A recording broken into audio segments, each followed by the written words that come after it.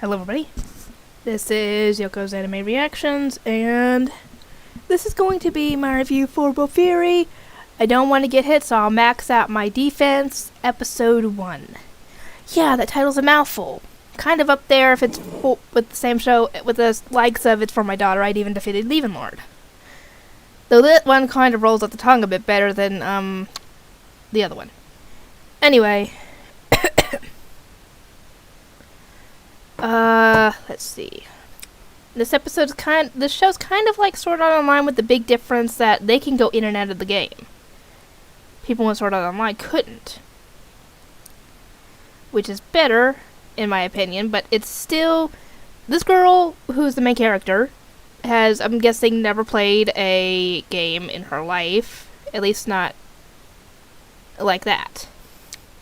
She's probably played, like the little games that are for, I wouldn't say kids, but they're not the big MMO games like they're playing right now. And she doesn't want to get hurt, so I would have said, to me personally, if I would have probably gone with either the wizard or the dual wielder, dual wielding swords, or gone with like a rapier or something and tried to, boost my agility so I can't get hit, and boost my vitality up a little bit, enough to where it wouldn't be too bad. And then, boost my whatever skills I needed for that class, like for the wizard or sorcerer or whatever, I would have gone with my magic. And then, gone from there. And as I leveled up, I would have kept some points, that way in case I needed something, I would be able to do it. But that's just me. That's just my personal play style. Sadly, our world has not gotten that kind of technology to be able to do the deep dive MMOs like they got. Sucks. I would love to be able to do that.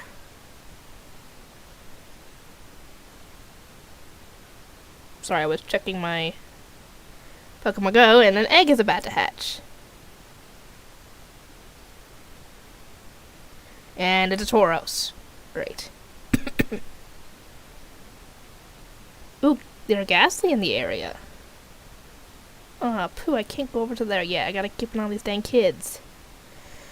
But anyway, back to the review. Yeah, she's never played a game in her life, and she maxes out her vitality, puts no points into any other skill, not even a few points in agility or strength to be able to, do damage. And yeah, she puts everything into vitality. Normally that would be very bad.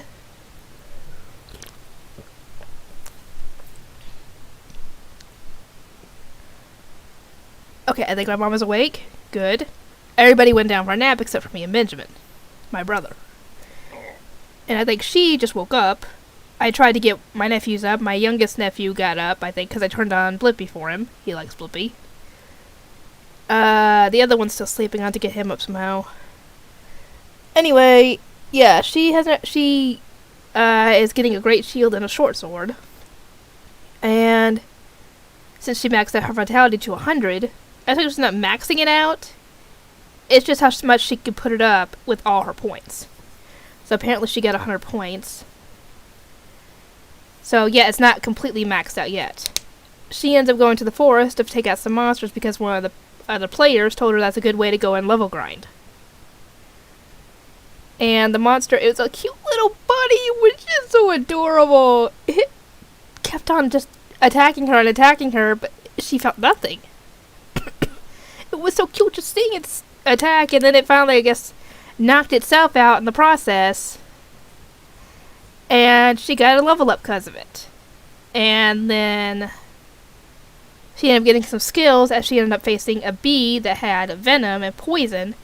And as it hit her with the poison, she started to gain a resistance to it, a weak, medium, strong, or weak and medium. And then she ends up, getting off for the day because she ended up falling asleep, and some monsters were attacking her while she was laying there sleeping, which I found kind of funny. And she ends up going in the next day, I guess. And she ends up meeting one of the other players, another great shielder, I can't... Kozuma? Something like that. And she was intrigued by a shield, and she asked him where he got it. He got it custom made by a crafter named Iz. And they told her about a dungeon that had a poison dragon dungeon. And what do you think is going to be down there? Yeah, it's in the name. They think that she's not going to go down there alone. But she did. She goes down there alone. And she ends up running into a poison dragon hydra. Has 3 heads. If it was just a regular dragon, it'd have 1 head.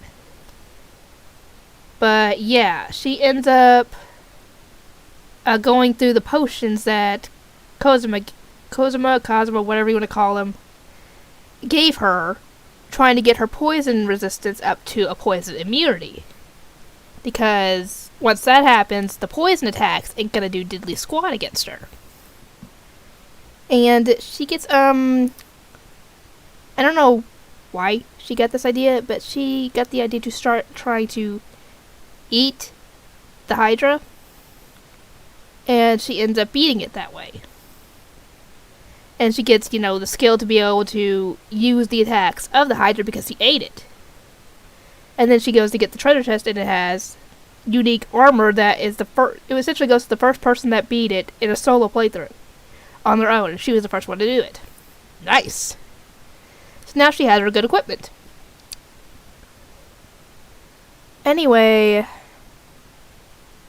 I enjoy this show. I think it's a really good show, and it's probably a little bit better than Sword Art Online in my opinion, because they actually get to go in and out of the world, and it's not as life-threatening as Sword Art Online is, because obviously if you die in the game, you die in the real world. In this, you don't have to worry about that. Anyway, I am curious as to what else is going to end up happening. But it's only 8 episodes in, so yeah. Anyway, I'd highly recommend this show to any of you guys who are also gamers, like me. I'm no hardcore gamer, but I am a decent gamer, I would think. Excuse me. Anyway, I'll get this edited and uploaded, and I will see everybody next time.